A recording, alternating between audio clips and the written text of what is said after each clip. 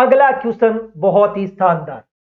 हमारा क्वेश्चन है, निम्न में से कौन सा शासक महाराणा जगत सिंह के पश्चात मेवाड़ की गद्दी पर बैठा? दोस्तों 4-5 नाम आपके सामने हैं। जगत सिंह के बाद में महाराणा करण सिंह, महाराणा राज सिंह, अमर सिंह प्रथम और अमर सिंह द्वितीय। दोस्तों इस क्वेश्चन का जवाब नंबर 2 बिल्कुल सही है, राज सिंह। क्या होगा? राज सिंह होगा। अब राज सिंह क्यों होगा यह भी हम चर्चा करेंगे। दोस्तों महाराणा जगत सिंह ये रहा आपके सामने। दोस्तों ये महाराणा जगत सिंह जो है ये प्रथम है, महाराणा जगत सिंह प्रथम। हम जानते हैं कि महाराणा जो जगत सिंह है इनके निधन के बाद में अक्टूबर 1652 की बात है। अक्टूबर 1652 की बात है जब महाराणा जगत सिंह प्रथम का निधन हुआ तो उनके पुत्र राज सिंह जिनका राज्याभिषेक होता है। दोस्तों राज्याभिषेक 10 अक्टूबर 1652 को इनका हो जाएगा। तो ये 1652 से लेकर के 1680 तक मेवाड़ के महाराणा बनेंगे। Very important, Rana Raj Singh. राणा राज सिंह की मां का नाम कई बार आप पढ़ा होगा आपने, जनादे मिलता है, जनादे। ये राणा राज सिंह की माता यानी जगत सिंह की मैडम। दोस्तों मैं यहां से एक तकड़ी बात आपको बताना चाहूंगा। आपने भट्ट सदाशिव का नाम सुना होगा। दोस्तों भट्ट सदाशिव आप सभी लोग जानते होंगे। मैंने सदाशिव भट्ट को अलग किया और एक भट्ट सदाशिव को अलग किया था। दोनों के बारे में मैंने आपको अलग अलग बातें बताई थी। मैंने ये कहा था ये दो अलग अलग व्यक्ति हैं, बताया था ना। यदि नहीं बताया है तो अभी मैं दोबारा बता देता हूं। क्या शानदार क्वेश्चन होगा।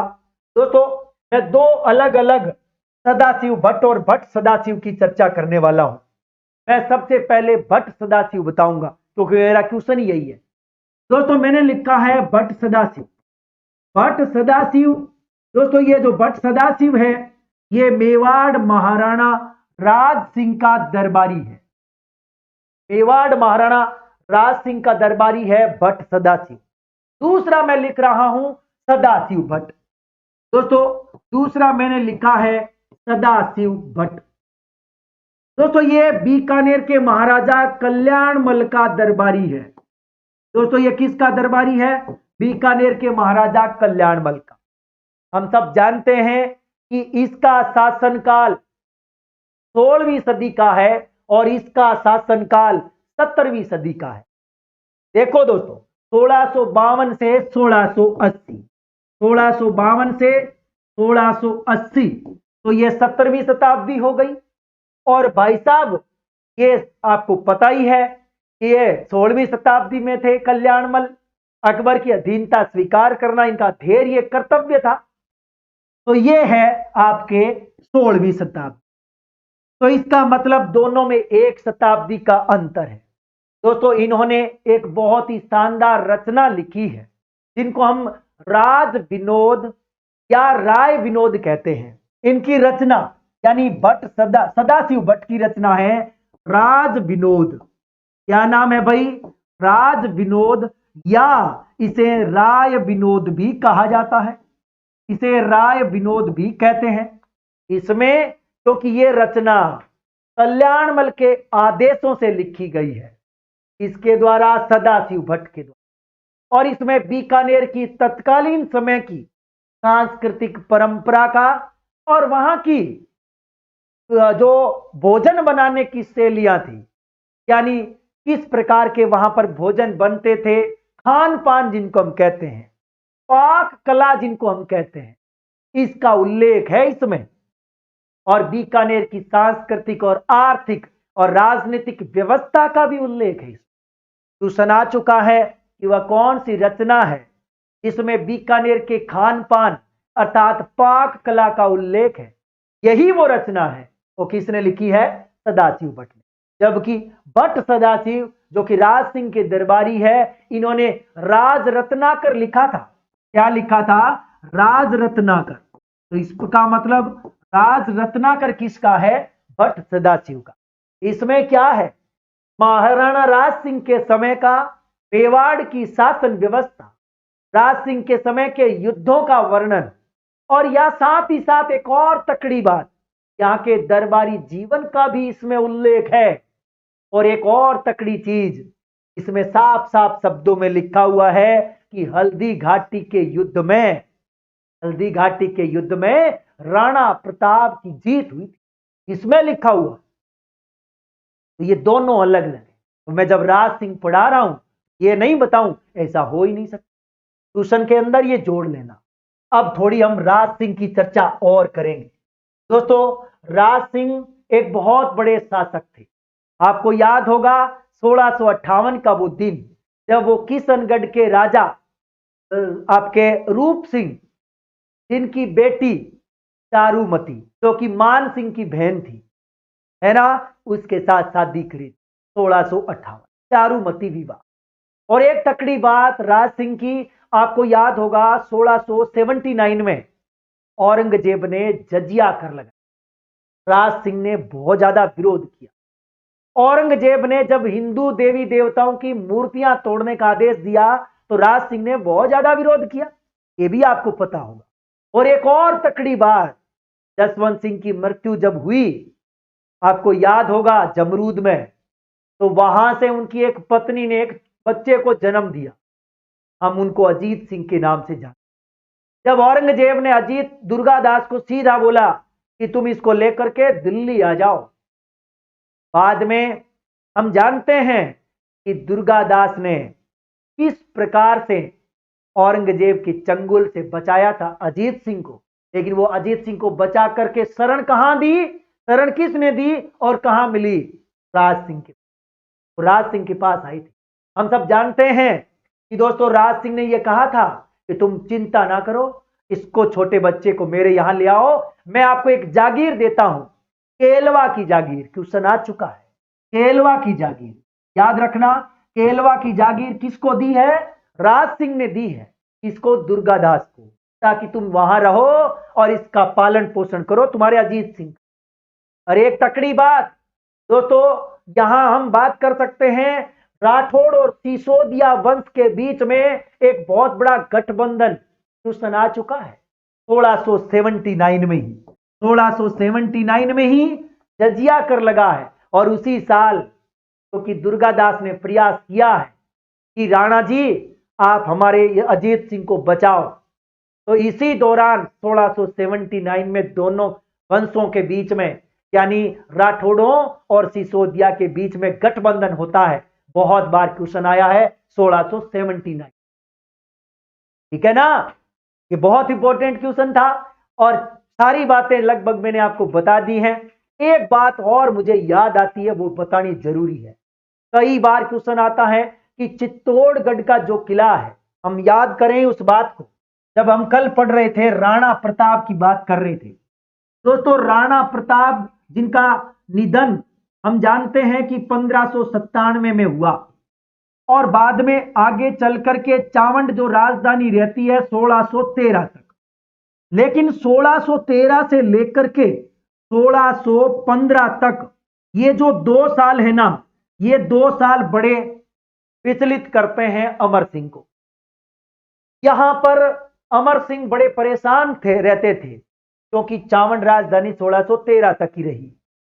टोटल यदि हम बात करें तो 1585 से लेकर के हम जोड़ सकते हैं यहां और यहां तक, ये टोटल 28 साल हो रहे थे।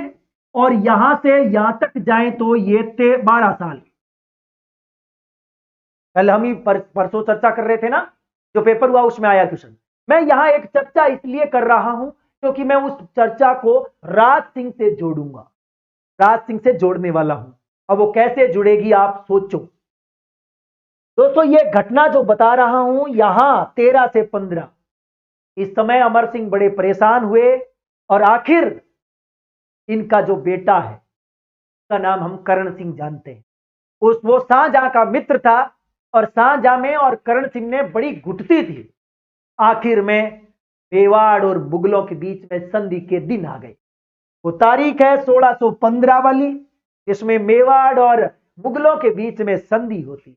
और इस संधि की एक शर्त थी कि तुम चित्तौड़ के किले का जीर्णोद्वार नहीं करोगे। कौन नहीं करेंगे? मेवाड़ के सिसोदिया, यानी अमर सिंह के आने वाली कोई भी पीढ़ी का कोई भी व्यक्ति नहीं करोगे जब तक हम नहीं बोलेंगे। मुगलों ने यह बात कही, जहांगीर ने कही है, शानदार बात। अब ऐसे समय में एक तकड़ी बात यह है कि क्वेश्चन कई बार आया है कि बताओ चित्तौड़ के किले के मरम्मत का काम, चित्तौड़ के किले के जीर्णोद्धार का काम किसने शुरू किया? राज सिंह के पिता ने, यानी जगत सिंह प्रथम ने। बहुत बार क्वेश्चन आया, बहुत बार आया। अब आपको यह पूछा जा सकता है यदि जगत सिंह ऑप्शन में नहीं हो तो हम क्या कर देंगे?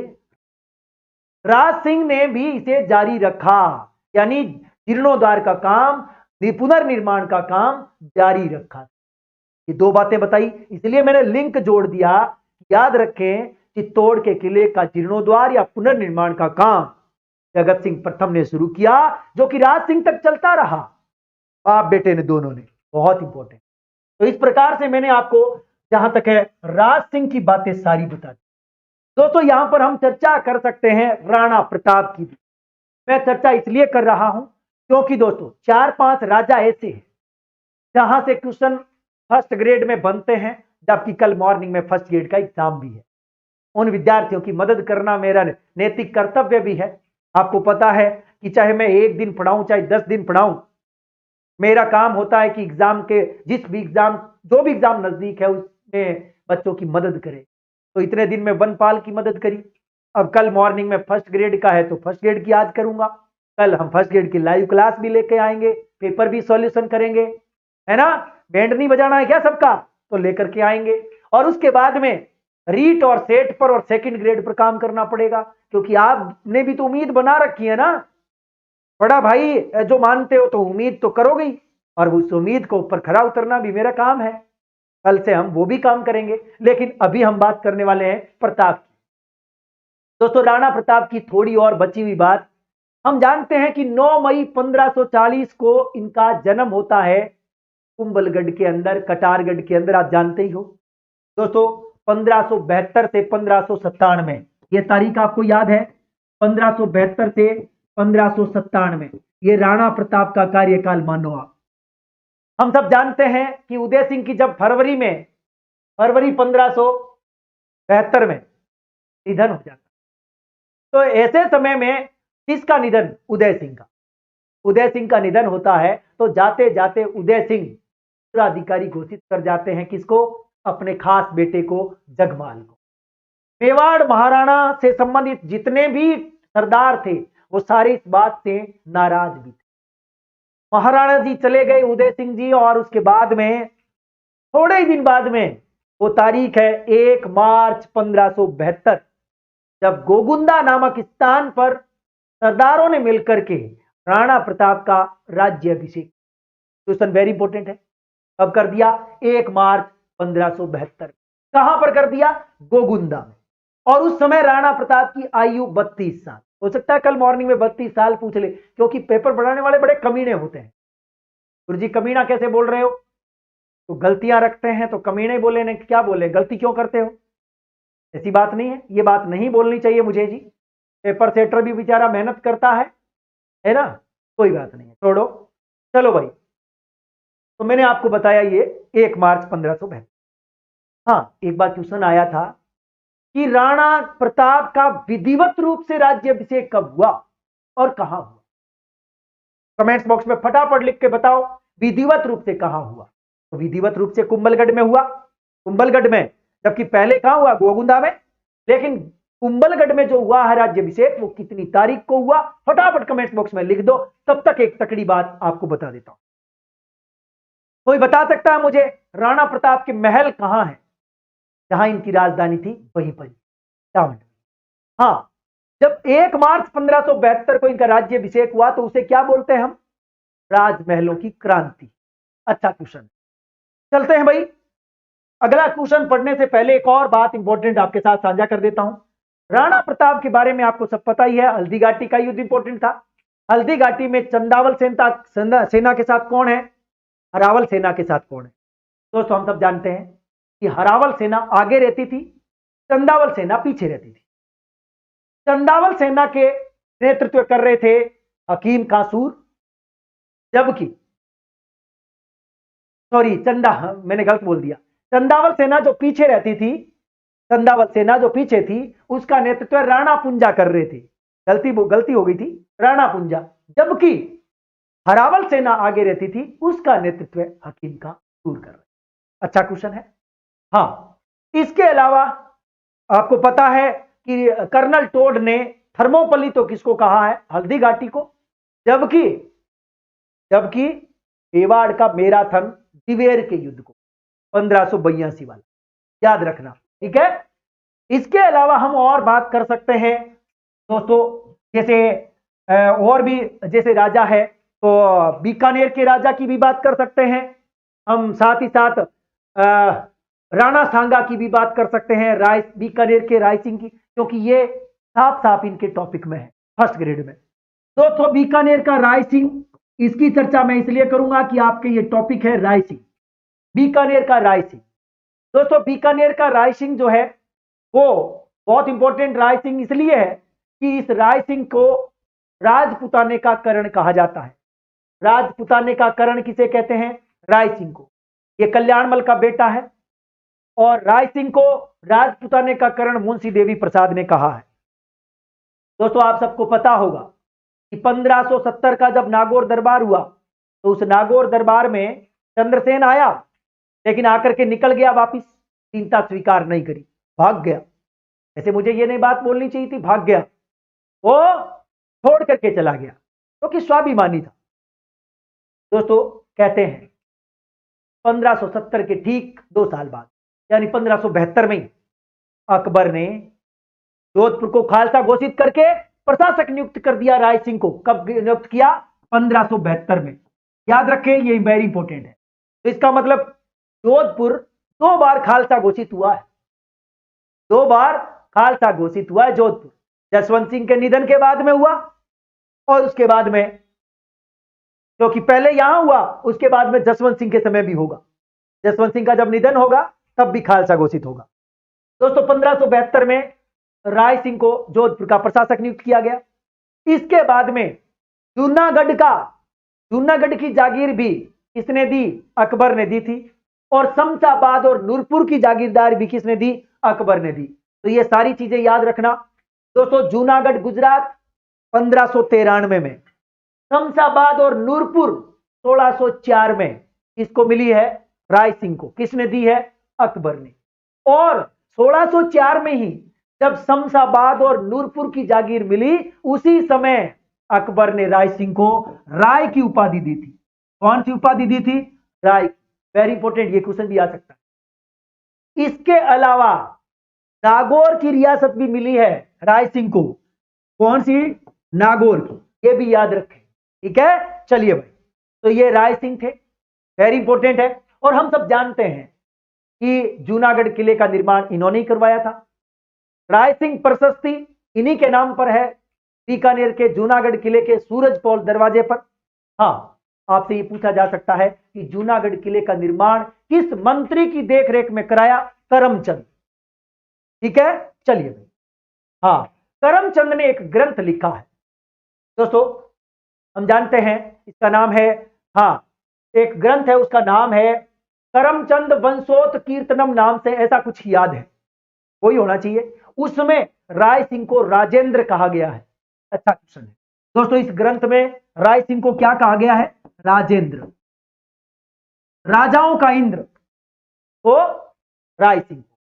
राय सिंह खुद बहुत गजब का कवि भी था, बहुत अच्छी लेखनी भी करता था, अनेक प्रकार के ग्रंथ भी लिखे इसने। ठीक है, चलिए भाई, तो अभी हम आगे चलेंगे राय सिंह के बाद में। हाँ, राय सिंह का सबसे इंपॉर्टेंट ग्रंथ जो है ज्योतिष से संबंधित ज्योतिष रत्नाकर है।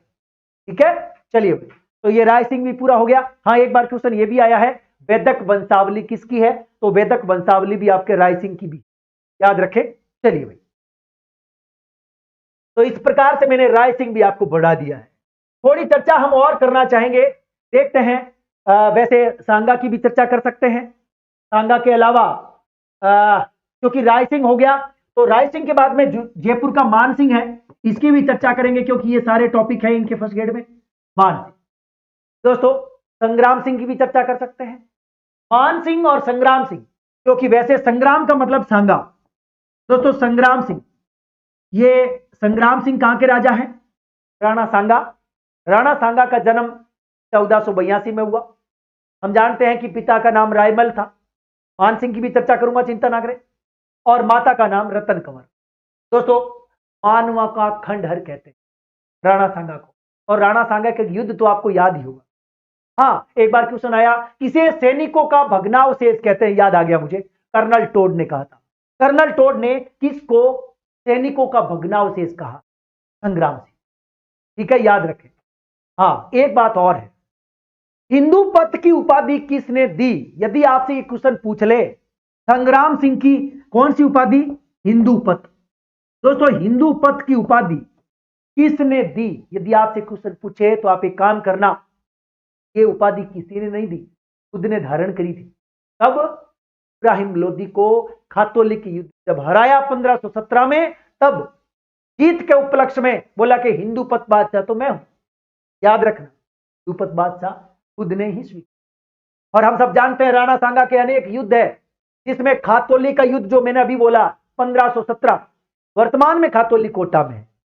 इसके अलावा खातोली के बाद में बाड़ी का युद्ध, बाड़ी यानी धौलपुर का युद्ध, दोस्तों वो भी 1518 का है। ठीक है, और इसके अलावा 1518 में ही गागरोन का युद्ध हुआ। तो ये 3 युद्ध तो आपको पता है। और 2 युद्ध कौन से हैं? एक बयाना का युद्ध है जो कि फरवरी 1527 का, और एक है खानवा का जो कि सबसे इंपॉर्टेंट युद्ध माना जाता है, वो है मार्च 1527। देखिए एक बात याद रखना, बाबर को यह हरा देता है बयाना के युद्ध, और खानवा के युद्ध में खुद हार जाता है। यह भी याद रखना, यह क्वेश्चन आ चुका है। अब थोड़ी चर्चा हम मान सिंह की करेंगे। दोस्तों मान सिंह की चर्चा मैं क्यों करूंगा, इसके पीछे एक कारण है। मान सिंह के बारे में मेरे पास एक तकड़ी बात है। मान सिंह के बारे में यह है कि थोड़े दिन पहले क्वेश्चन आया कि किसने फरजंद की उपाधि दी? फरजंद। तो याद रखें, फरजंद की उपाधि किसने दी है? मान सिंह को मिली है, अकबर ने दी। फरजंद का मतलब होता है बेटा। जबकि एक बात और, मान सिंह का पिता जिसको हम भगवंत दास कहते हैं, भगवंत दास को अमीर उल उमरा की उपाधि मिली हुई थी, और वो भी किसने दी थी? अकबर ने दी थी। याद रखना, ठीक है। और अकबर ने ही फरजंद की उपाधि मान सिंह, ठीक है। और राय सिंह को भी, अभी थोड़ी देर पहले मैंने राय सिंह को राय की उपाधि बताई, वो भी किसने दी है? अकबर ने। सुरजन हाड़ा, सुरजन हाड़ा जो है उसे भी सवाई की उपाधि मिली है, और वो भी किसने दी थी? अकबर ने, ठीक है। और एक जोधपुर का राजा था सूर सिंह, उसको भी सवाई सूर सिंह की उपाधि, यानी सॉरी, हाँ सूर सिंह, सवाई की उपाधि याद रखना, जो भी अकबर ने दी, ठीक है। जबकि मिर्जा राजा जयसिंह को मिर्जा की उपाधि शाहजहां ने, सवाई जयसिंह को सवाई की उपाधि औरंगजेब ने, याद रखें, ठीक है। तो ये मान सिंह है। मान सिंह के बारे में सबसे इंपॉर्टेंट चीज है 1580 का। दोस्तों 1580 में सबसे पहले अकबर ने उत्तरी पश्चिमी प्रांत का हाकिम नियुक्त किया। 1580 में उत्तरी पश्चिमी प्रांत का क्या नियुक्त किया? हाकिम नियुक्त कर दिया था। उसके बाद में आता है कब, आपको याद, एक बार क्वेश्चन आया था कि अफगानिस्तान में अकबर का विद्रोह हुआ। अकबर का क्या हुआ? विद्रोह हुआ। तो उस विद्रोह को दबाने के लिए अकबर ने किसको भेजा? यह क्वेश्चन आ चुका है। याद रखना, अफगानिस्तान का नाम आते ही काबुल चले जाओ, और काबुल में विद्रोह होता है 1584-85 में, और उसी समय मान सिंह को काबुल का क्या बना दिया जाता है? सूबेदार। याद रखें, क्वेश्चन आ चुका है। तो 1585 में काबुल का सूबेदार बनाया। कहां का सूबेदार बनाया? काबुल का सूबेदार बनाया। किसने? अकबर ने। किसको? मान सिंह को। कब काबुल से लौट आया? साल 2 साल में सीधा भेज दिया बिहार 1587 में। देखो दोस्तों, गौर से सुनना, कैसे याद करोगे? अकबर सिंह जयपुर में रहते थे, सॉरी मान सिंह जयपुर में रहते थे। जयपुर से भेजा उत्तरी पश्चिमी प्रांत, सीधा उत्तरी पश्चिमी प्रांत इधर, और फिर यहां से बोले कि तुम एक काम करो, सीधे पहुंच जाओ काबुल। तो उत्तरी पश्चिमी प्रांत तो इधर ही था, है ना, और इधर से सीधा कहां भेज दिया, काबुल अफगानिस्तान। काबुल से बोले कि 1587 में सीधा बिहार पहुंच जाओ। तो वो ऊपर से हिमाचल प्रदेश से होता हुआ सीधा बेचारा दिल्ली, दिल्ली से बिहार पहुंच गया। कब पहुंच गया, बिहार पहुंच गया 1587। वेरी इंपोर्टेंट, बिहार का सूबेदार। बिहार के तुरंत बाद में 2-4 साल थोड़ा बिहार में एंजॉय किया और सीधा बोले बंगाल चले जाओ। बंगाल का सूबेदार बना दिया 1594। 1594। पर एक तकड़ी बात है, जब अकबर बीमार हुआ, अकबर को पता चल गया तेरा अंतिम, उस समय, क्योंकि ये दक्षिण में था, कौन दक्षिण में था, आपका ये मान सिंह, बुला लिया अपने पास और बुला करके कई दिन अपने पास रखा, ठीक है। लेकिन अंत में एक बात बताता हूं, जब उसका निधन हो गया, उसके बाद में, अकबर के बाद में जहांगीर ने इसको वैल्यू नहीं दी थी। इसको बुढ़ा शेर कहता था। अरे तुम शेर तो हो लेकिन बुढ़े हो गए हो, चले जाओ दक्षिण में। वापिस दक्षिण में भेज दिया, महाराष्ट्र चला गया। अंत में एलिचपुर में निधन जहांगीर के समय, 17 जुलाई 1614। 17 जुलाई 1614 एलिचपुर महाराष्ट्र में भाई साहब का निधन के समय जहांगीर के। ये थे मान सिंह। चलिए, प्रकार से मान सिंह देख लिया। अंत में थोड़ा सा, क्योंकि दोस्तों इनके फर्स्ट ग्रेड में कौन कौन से राजा थे, नंबर 1 मेवाड़ में तो राणा सांगा थे, राणा प्रताप थे और राज सिंह थे। तीनों मैंने पढ़ा दिए। बीकानेर का राय सिंह था, जयपुर का मान सिंह था। अब जोधपुर का एक राजा बच गया, वो भी बताऊंगा, राव चंद्रसेन। इस प्रकार से राजा वाला टॉपिक इनका पूरा हो जाएगा फर्स्ट ग्रेड का। राव चंद्रसेन, दोस्तों राव चंद्रसेन की बात करें तो चंद्रसेन तकड़ी चीज थी भाई। मालदेव का बेटा था, मां का नाम स्वरूप दे था, ठीक है, मां का नाम स्वरूप दे, पिता का नाम मालदेव। हम सब जानते हैं कि 16 जुलाई 1541, और से सुनना, 1541 को जन्म हुआ इसका, राव चंद्रसेन को मारवाड़ का प्रताप कहते हैं। मारवाड़ का क्या कहते हैं, प्रताप कहते हैं राव चंद्रसेन। हां, इसे प्रताप का पथ प्रदर्शक भी कहते हैं, कारण कि राणा प्रताप को रास्ता तो इसी ने दिखाया था। ये थोड़ा उम्र में बड़ा नहीं है क्या, बड़ा है ना, क्या राणा प्रताप बड़ा है? हाँ जी। चलिए भाई, भूला बिसरा राजा भी इनको कहते हैं, विस्मृत नायक भूला बिसरा राजा राव चंद्रसेन। राव चंद्रसेन भी पहाड़ों में रहा था आजीवन। वो यदि नागौर दरबार वाली जो घटना नहीं घटती तो अलग ही माहौल होता, है ना। तो ये है राव चंद्रसेन। वैसे राव चंद्रसेन के बारे में कोई खास बात नहीं है, भूला बिसरा राजा कहते हैं, जबकि इसके पिता को हसमत वाला शासक है, ठीक है। ये मारवाड़ का प्रताप है, प्रताप का पथ प्रदर्शक है, प्रताप का अग्रगामी है, नाम है चंद्रसेन। चलो, तो अगला क्वेश्चन आपके सामने